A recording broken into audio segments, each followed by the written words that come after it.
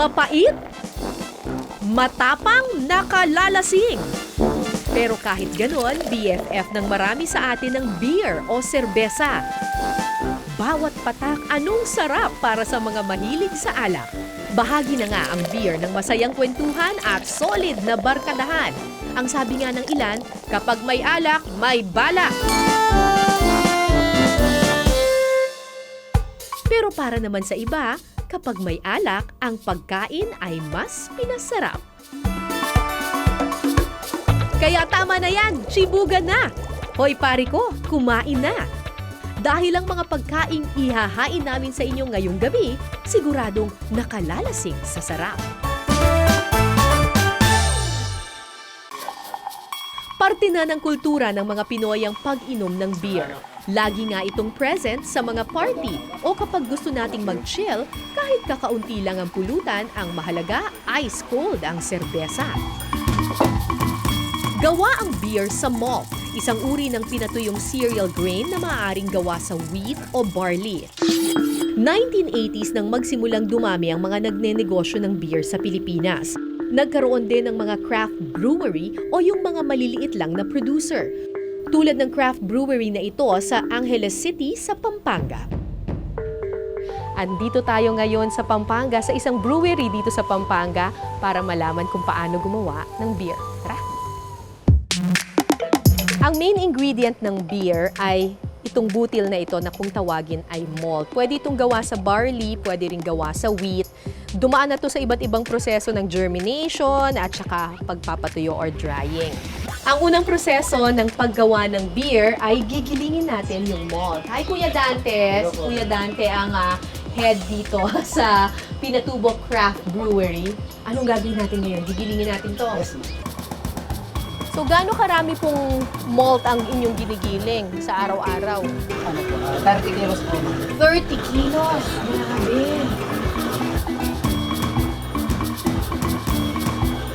Yung 30 kilos ng giniling na malt ay nagiging gaano karaming beer yon?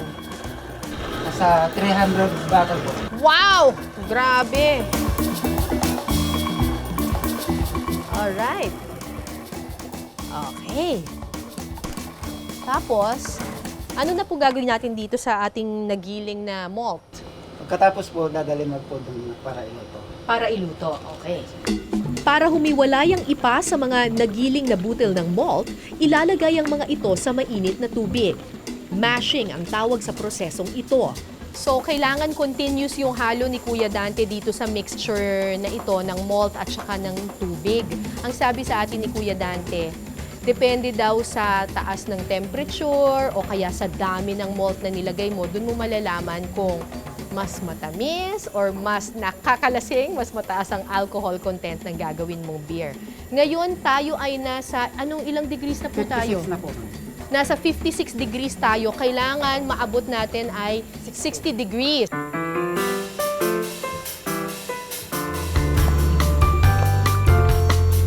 Yay! 60 degrees.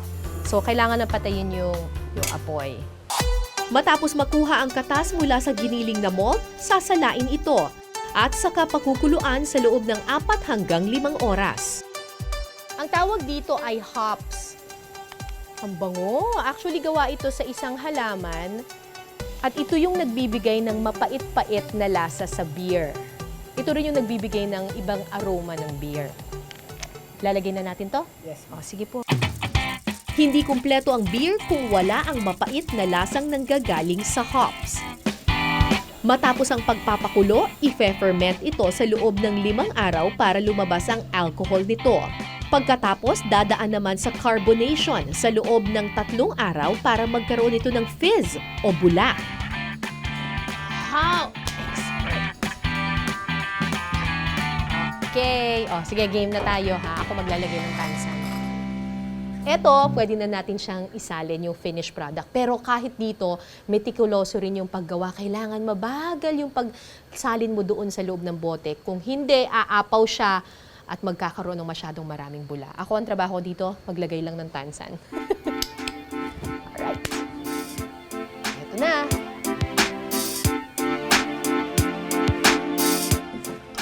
Good job. Wow. Look at that. Pwede nang inumin. Ang lamig ah! Usually kapag mga craft beer, meron kang option to have it in a bottle or to get it straight from the dispenser katulad nito na nakakonekta na sa isang chiller. So kapag kinuha ko dito, malamig na siya kaagad. Ito daw yung kanilang pinakamatapang, yung Sunset Wheat Special. So marami-rami sigurong ibang klaseng fermentation ang ginawa dito. Maano siya, no? Medyo dark color, ano?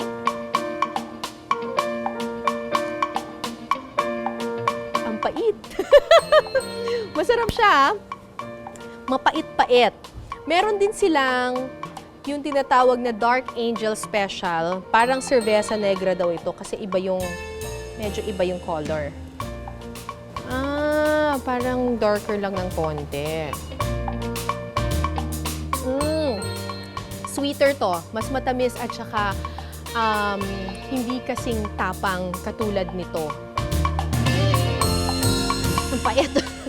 Medyo mapait. Para to sa mga talagang barako sa beer. Ang pinaka-light daw nila na beer ay itong Twister Ale. So ito yung mga para sa akin na mabilis malasing. Ay, at alam mong very light lang siya kasi tingnan mo, napaka-light ng color niya kumpara doon sa ininom natin kanina na wheat special.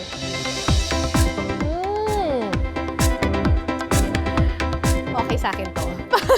Okay sa akin to. Very, very, very light. Walang pait. Walang pait at all. Pwede to. Okay. Dahil sa kasikatan ng beer, hindi na nakapagtataka kung nangunguna ito sa listahan ng pinakamabentang alcoholic drink sa bansa. Ayon sa datos, tinatayang 20 liters ng beer ang nakukonsumo ng isang Pinoy kada taon. Bukod kasi sa murang isang bote, halos lahat ng tindahan may tindang beer. Mababa rin ang alcohol content sa bawat bote kaya naman laging mahaba-haba ang inuman. Basta merong okasyon, mapayan pang sibilyang okasyon o pang relihiyosong okasyon, ang serbesa ay sentro ng hapagkainan, sentro ng kasiyahan, at sentro ng pagsasamahan. Kung kaya siguro dito sa Pilipinas, kung titingnan mo, ang mga foreigners o mga banyaga na dumadalo sa Pilipinas, ang una nilang hinahanap, asan ba yung pinagmamalaking yung serbesa sa Pilipinas? Dahil ang serbesa ay nakaugat sa kulturang Pilipino.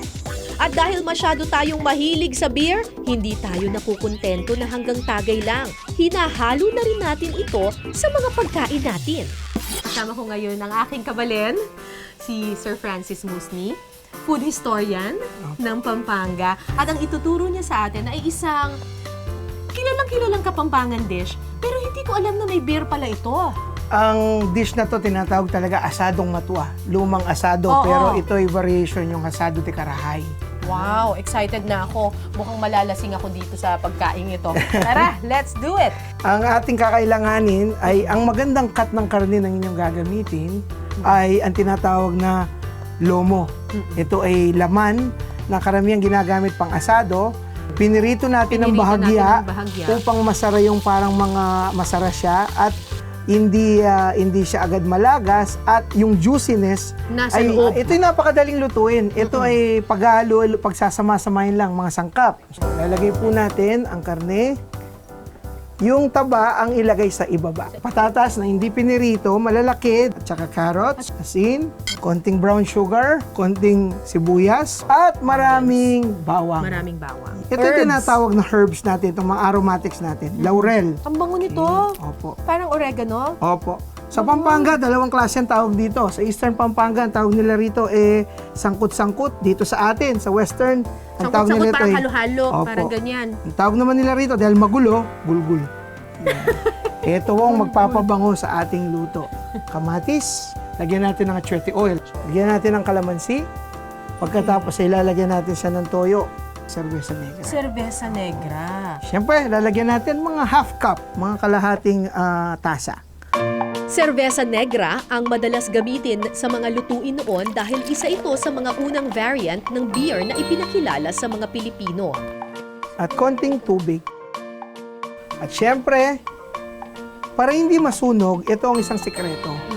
Ang tomato paste ay huwag niyong ihahalo sa mismong mga sangkap. Ilalagay niyo sa taas. Lulutuin ang pinaghalo-halong sangkap sa loob ng 4 hanggang 5 oras hanggang sa tuluyang lumambot ang karne. Ayan na! Pagkatapos ang matagal na paghihintay. Parang yung yung leaves, gumano na rin siya, no? Parang nag-caramelize siya, no? Uy, ang lambot! Looks good! Akalain nyo, no? Itong dish na ito, panahon pa ng mga katipunero. Eto na! Ako gusto ko yung may tabang part. Kahit hindi mo siya gamitan ng kutsilyo, talagang ang lambot niya.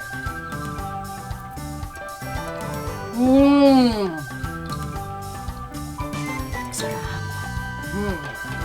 Manamis-namis, na maasim-asim. Yung tamis niya dahil sa dahil dun sa sugar and also the beer. Gusto ko pa yung sauce. So kapag hindi mo nilagyan ng beer, iba yung lasa. Hindi mo naman talaga malalasahan yung beer, pero napaka-rich lang ng flavor. And I think it's because of the beer, no? Bagay ito sa kanin, Opo.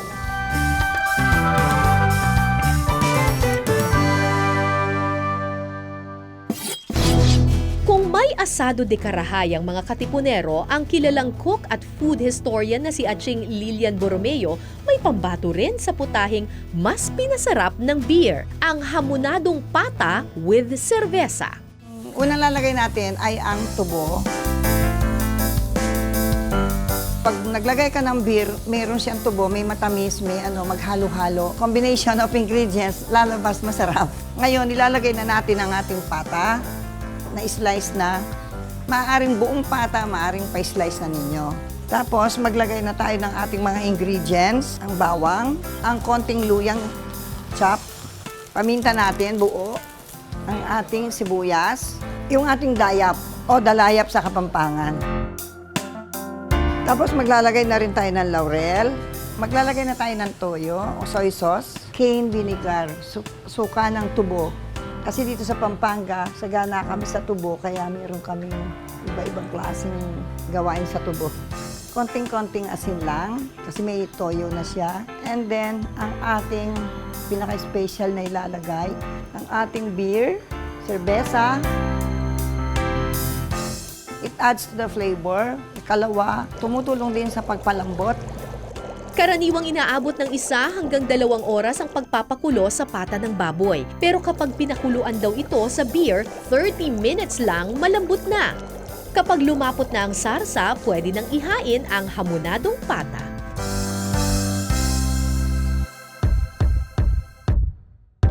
Masarap po. Medyo maasim. Malambot po yung laman. Medyo may asukal. Parang may sukal. Matamis. Masarap. Alam mo ba na may beer to? Hindi po. Ay, may beer po to? Oo. Masarap po Masarap po. Parang walang lasang beer.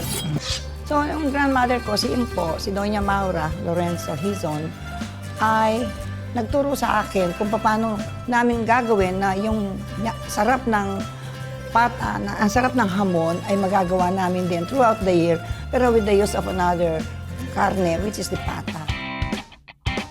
Dahil sa kakayahan nitong magpreserba ng karne, ginagamit na rin ang beer bilang alternative sa suka sa adobo. Ang food historian at adobo queen na si Nancy Lumen may 101 ways of cooking adobo. At isa sa mga specialty niya sa kanyang mahabang listahan, ang adobo sa beer.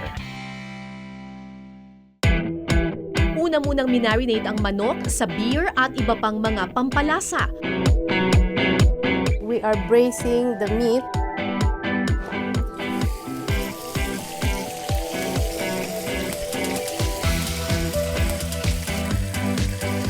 So, konting brown lang para maganda ang kulay ng ating meat pag-serve natin, di ba? Ganyan.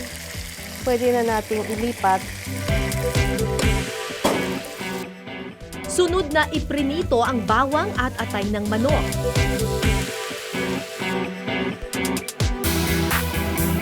So, ayan, nakakombine na tayo lahat. Siyempre, hindi natin dapat sayangin ang marinade. At kung sure na kayo na hindi na lasing yung beer nyo, okay pa rin idagdag, pandagdag sabaw. Beer ang gagamitin natin in place of the vinegar. Dagdagan natin ngayon ang ating fresh na laurel.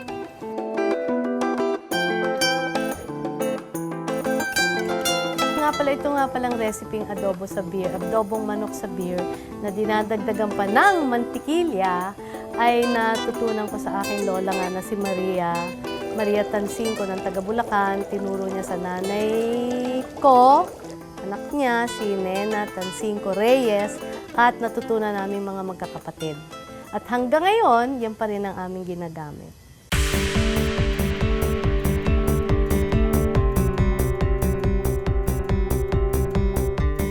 Masarap siya, hindi siya ordinaryong adobo. May lasang beer pero hindi gano'n lasa. Masarap siya, tas juicy. May amoy beer. Ngayon ko lang siya natikman kasi yung ordinary na adobo is parang medyo maalat. Yung iba matamis. Ito, saktong-sakto lang yung tamis niya tapos yung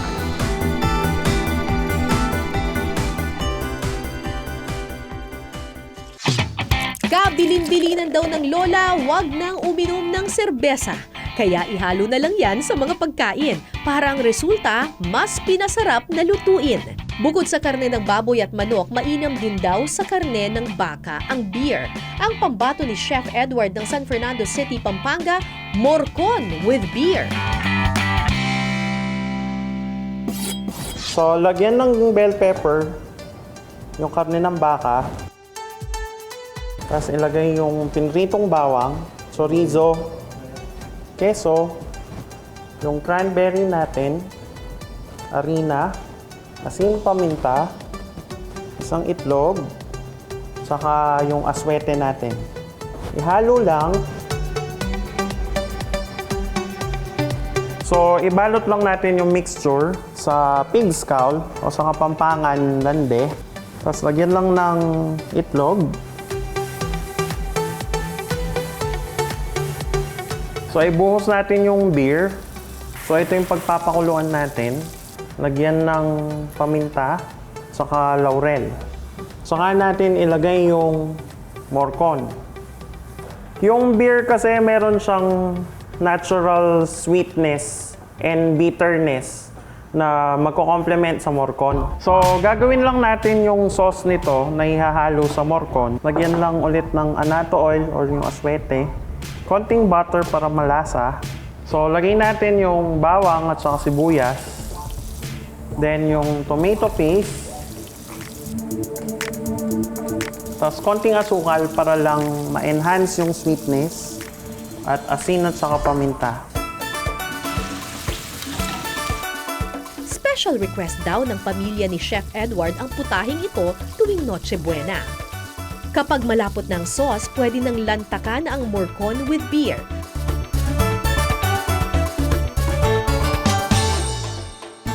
Masarap po. Nanood po yung lasa ng sauce sa beef and di mo man po malalasahan yung beer sa kinakain. Pero hindi lang sa mga karne masarap ang beer. Pwedeng-pwede rin daw ito sa mga seafood. Dito sa River Farm Seafood Restaurant sa Bacnotan, La Union, ipinagmamalaki nila ang kanilang nilasing na hipon. Kapag sinabi nating nilasing na hipon, ang laging naiisip natin ay yung hipon nilagyan ng alak, ng gin o kaya ng lambanog. Pero dito sa La Union, hindi lambanog ang ginagamit nila or gin. Ang ginagamit nyo, beer. Beer po. Oo. Sir Cesar, bakit nyo po naisipang beer ang gamitin? Eh, di ba mas mataas ang alcohol content ng gin? Para hindi siya masyadong matapang. Yung matapang kasi masyado yung mga gin, mga lambanog. Oo. And this one, ang beer, katamtaman lang. Okay, first step, hiwaan po natin, i-score natin tong likod ng hipon. So, patali po siya, i-score siya gano'n. At Tatanggalin natin tanggalin yung vein. Yung vein. So, usually, pag makikita ninyo, sinasabi, de-vein mo yung shrimp. Meron kasing parang itim na na stripe dito yung yung shrimp, yung vein niya na yun. So kailangan mong tanggalin yung parang itim na yan. Mamarinate natin sa beer. Sa beer. Okay. Yes. Maghintay tayo ng 30 minutes to 1 hour. Bukod sa nagdadagdag ng linamnam ang beer sa hipon, tinatanggal rin ito ang malansang amoy. So, after 1 hour, ganito yung magiging itsura ng inyong hipon kapag naibabad nyo na siya doon sa beer. So, makikita ninyo, iba na yung color niya, oh. Tapos, parang naluto, ah. Pinapainit na natin itong mantika. Mantika, oo. And after that, pag mainit na, mag-prito na tayo.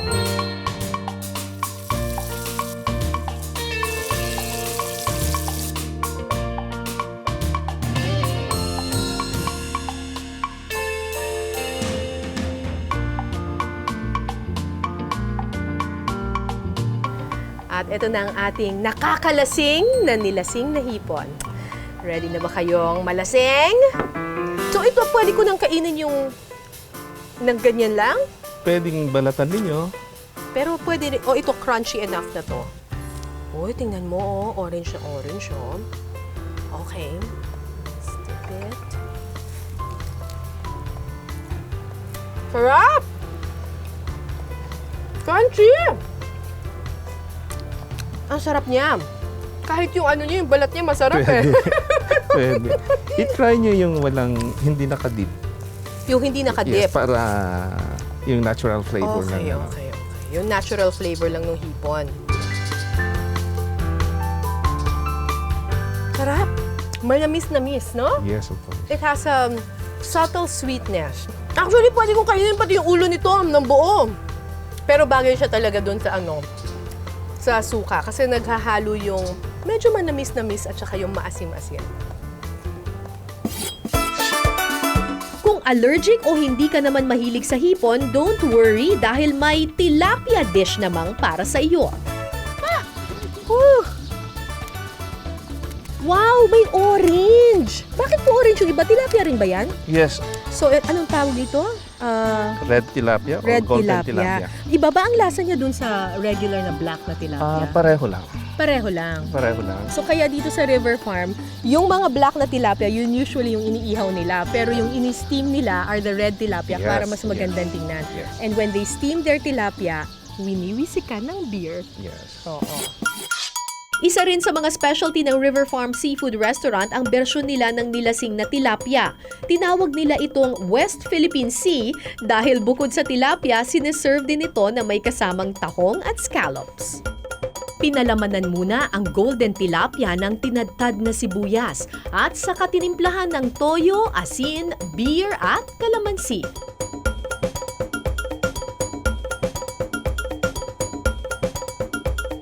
Isi-steam lang ito sa loob ng 5 hanggang 10 minuto.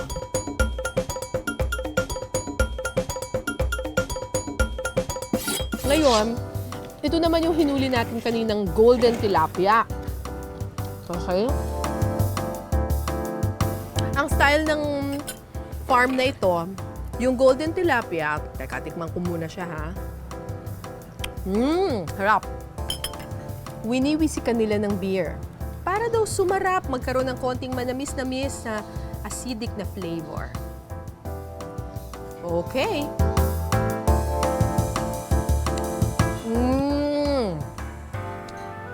Good.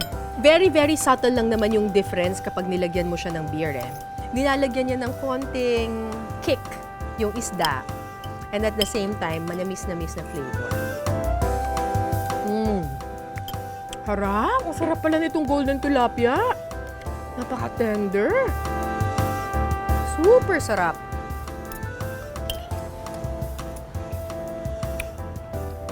Perfect with beer.